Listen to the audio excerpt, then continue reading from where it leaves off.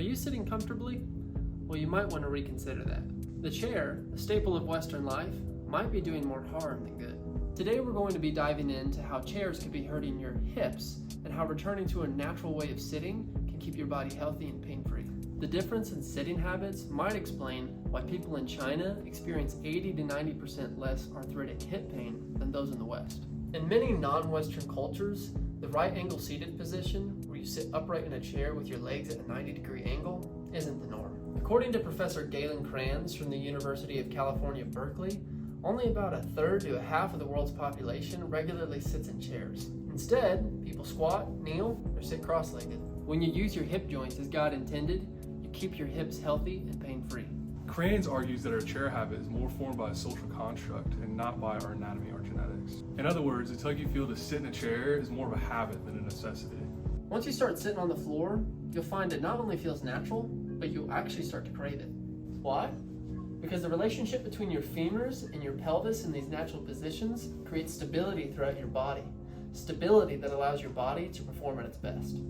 Even simple actions like crawling puts weight on your femurs to set your hips up for a strong future. But when you sit in a chair, your femurs end up resting in one position, which isn't great for fostering that all-important stability. Let's talk about the hip's four horseman muscles: the psoas, the iliacus, the quadratus lumborum, and the rectus femoris. These muscles tighten up when you sit too long, keeping you stable in the chair. But when you stand up, they stay engaged and they tug on your spine, causing discomfort.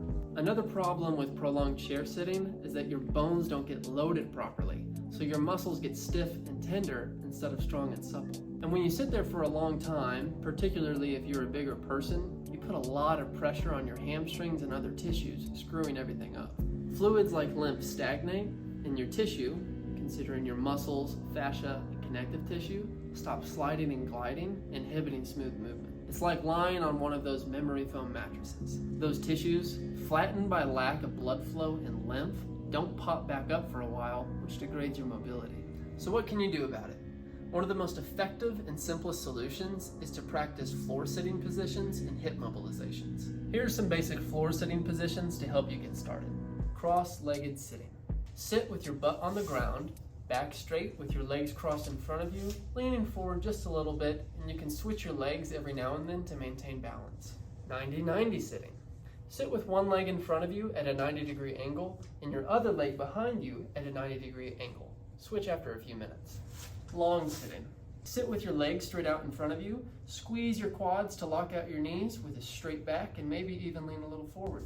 And one leg up sitting. Sit with your leg straight out in front of you and your other leg bent with your foot flat on the floor with a straight back. Switch after a few minutes. Along with floor sitting, you can also incorporate some simple hip mobilizations.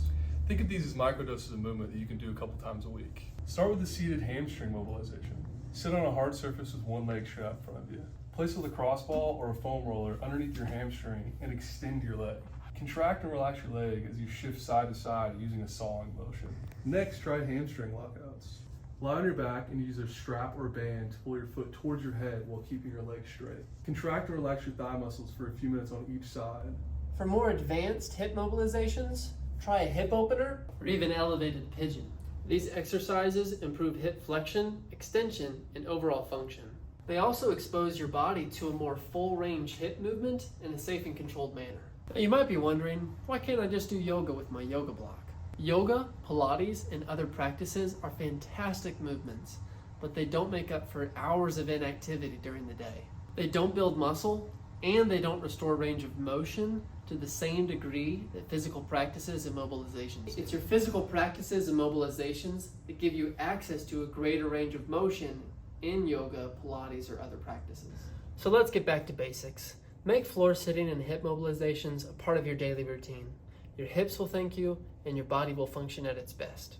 Remember, it's the small changes that lead to big improvements in your overall health and mobility. Consistency over intensity.